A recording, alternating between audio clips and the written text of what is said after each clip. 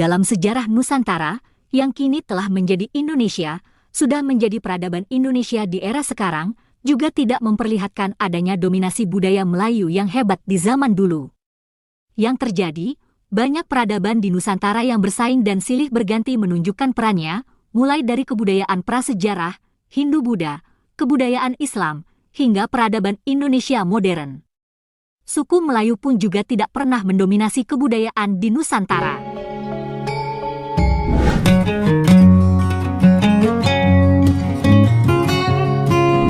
Assalamualaikum warahmatullahi wabarakatuh. Senang sekali Lensa waktu kembali hadir ke ruang dengar Anda semuanya. Bagi Anda yang sedang berlibur, saya ucapkan selamat berlibur. Semoga kesehatan, rezeki, dan kebahagiaan bersama keluarga Anda semuanya. Yang paling penting bahagia bersama keluarga Anda di rumah.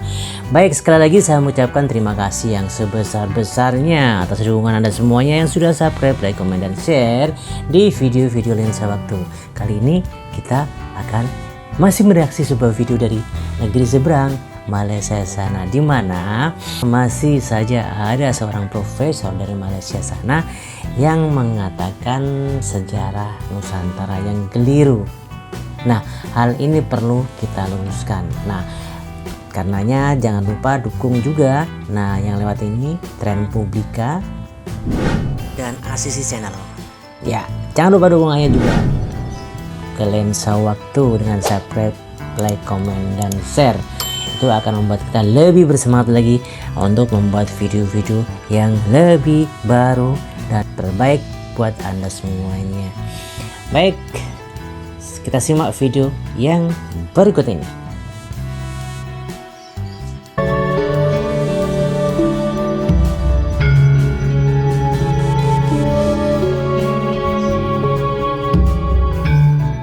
Telusuri lebih jauh, gagasan Nusantara itu berasal dari kerajaan Singosari, yang mana pencetusnya adalah Raja Kertanegara.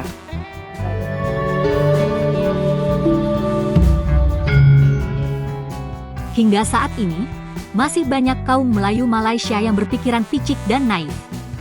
Mereka melihat banyaknya dialek bahasa Melayu di Nusantara, banyaknya ragam bahasa Melayu sebagai bahasa daerah. Lalu kaum Melayu yang naif itu menyimpulkan bahwa bahasa Melayu hebat dan tersebar luas.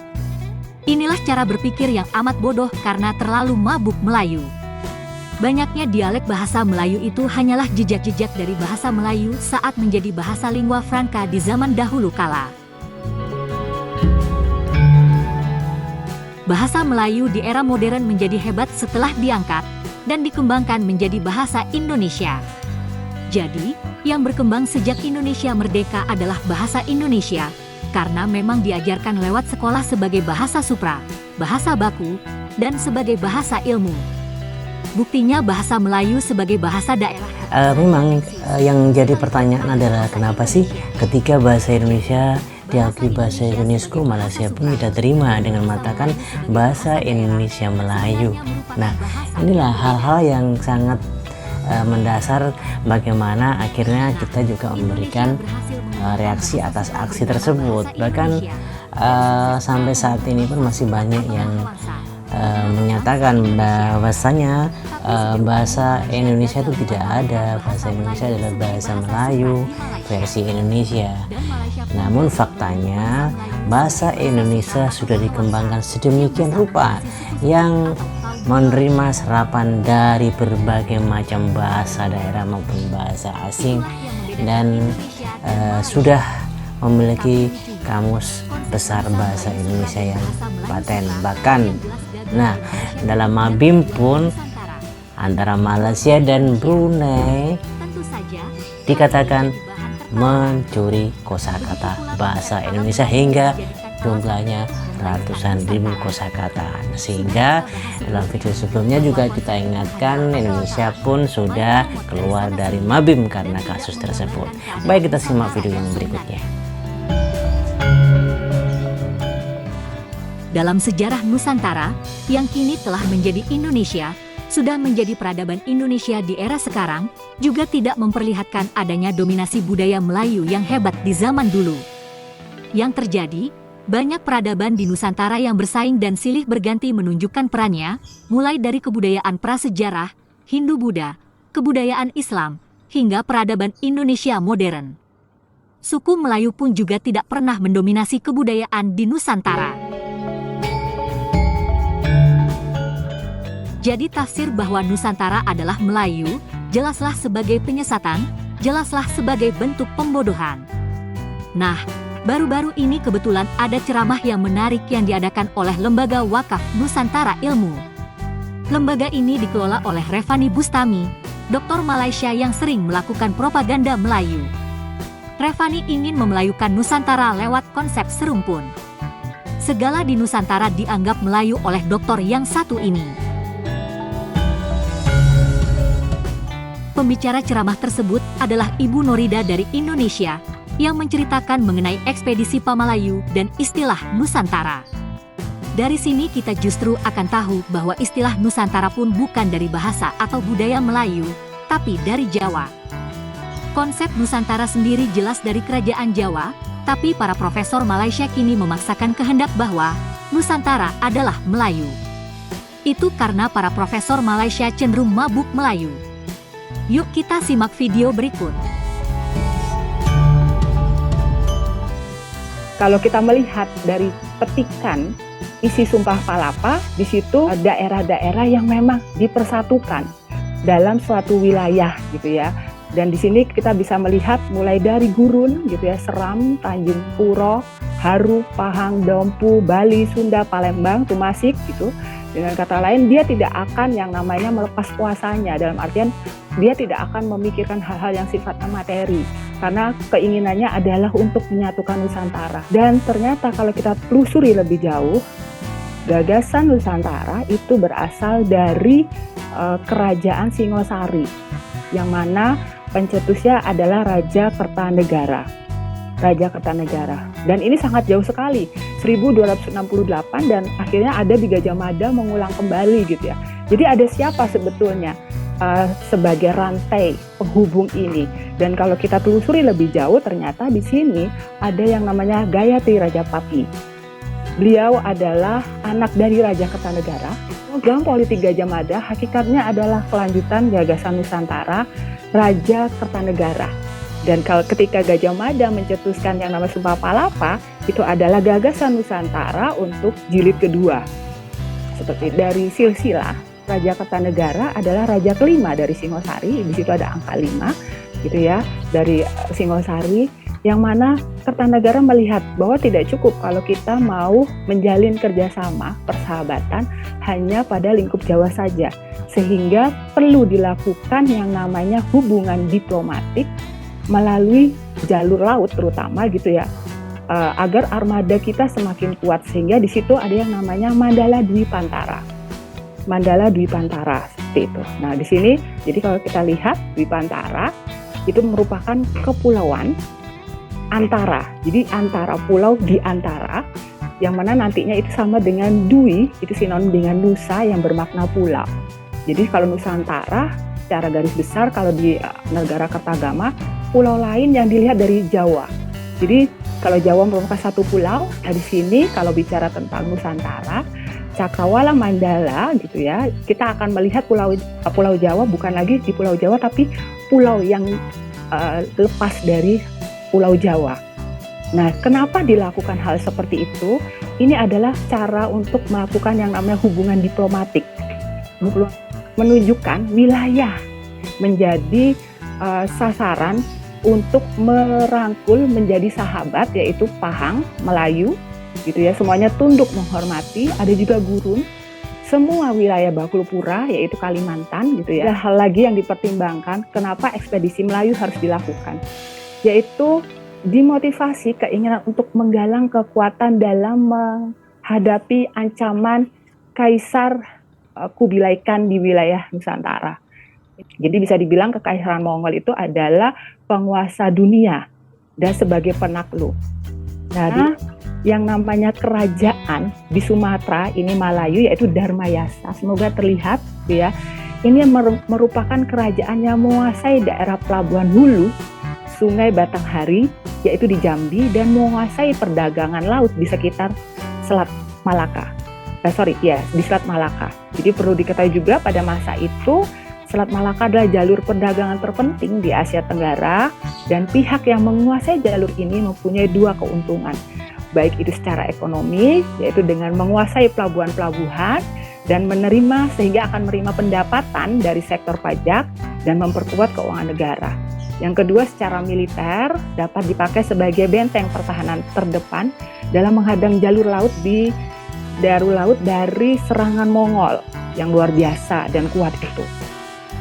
Bahwa hingga saat ini tidak ada catatan sejarah pun yang menyatakan ada pertumpahan darah dalam ekspedisi tersebut. Jadi tidak pernah ada atau belum dapat buktinya mungkin. Satu hal lagi yang perlu dilihat adalah bagaimana gagasan Nusantara dalam ekspedisi Melayu ternyata di sini sangat berlawanan dengan yang namanya perang. Bisa dilihat nomor 2, itu terwujudnya persekutuan agar tercipta kesepahaman gitu ya. Agar apa di sini? Ya, ayo kita gabung bersama-sama memperjuangkan kepentingan nasional. Itu yang merupakan tujuan kenapa ada ekspedisi Pamalayu. Raja Kartanegara melakukan kunjungan ke Melayu, yaitu mengunjungi Melayu Darmasraya. Di situ dilakukan dengan cara unjuk produk kulturalnya, yaitu mengirim arca Amogapasa. Dan ketika pengiriman ini dilakukan, Kartanegara juga menyertakan para menteri terbaiknya untuk mendampingi agar arca ini bisa diterima dengan baik. Itulah asal-muasal konsep Nusantara yang sudah dipikirkan sejak era Singasari. Biar lebih jelas lagi mengenai hubungan Singasari dan Majapahit, marilah kita simak video dari kanal Asisi. Penghubung dua kerajaan ini adalah Gayatri, putri Raja Kartanegara. Sejarah mencatat, pada tahun 1289, Raja Kartanegara melukai dan mengusir utusan Mongol yang menuntut kedudukan Jawa. Gayatri tahu ayahnya tengah menggencarkan politik Dwi Pantara, yakni menyatukan seluruh Nusantara di bawah Panji Singasari. Selama 10 tahun lebih, berbagai pemberontakan di dalam negeri dipadamkannya, dan daerah-daerah di luar Jawa ditundukkannya. Salah satu yang direkam dalam negara Kertagama adalah ekspedisi Pamalayu, operasi militer terhadap kerajaan Melayu di Darmasraya, Sumatera. Prasasti Padang Roco mencatat, setelah Melayu ditundukkan, pada tahun 1286 dikirimlah arca Amogapasa sebagai hadiah dari Paduka Sri Maharaja di Raja Kertanegara kepada Sri Maharaja Srimat Tribuana Raja Mauli Warmadewa, sang Raja Melayu. Perbedaan gelar antara kedua raja dalam prasasti tersebut menyiratkan bahwa Darmasraya pada saat itu telah menjadi daerah bawahan Singasari. Gayatri menyaksikan impian besar ayahnya mulai terwujud ketika Bali, Pahang, Gurun, dan Bakulapura pun bergabung di bawah Panji Singasari. Sayangnya, pada tahun 1292, Istana Singasari diserbu oleh Jayakatwang, Bupati Gelanggelang yang memberontak karena hasutan Arya Wiraraja. Serangan itu menewaskan kedua orang tua Gayatri, sementara suaminya yakni Dyah Wijaya dan 3 saudarinya hilang tak tentu rimba. Gayatri pun ditawan Jayakatwang di Istana Daha.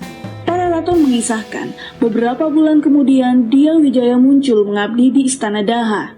Namun, saat Mongol menyerang Daha, Gayatri langsung dilarikannya ke desa Majapahit yang menjadi basis perjuangan Dyah Wijaya. Di sana, Gayatri berkumpul kembali dengan ketiga saudarinya. Namun, masalah lain yang tak kalah genting telah menantinya.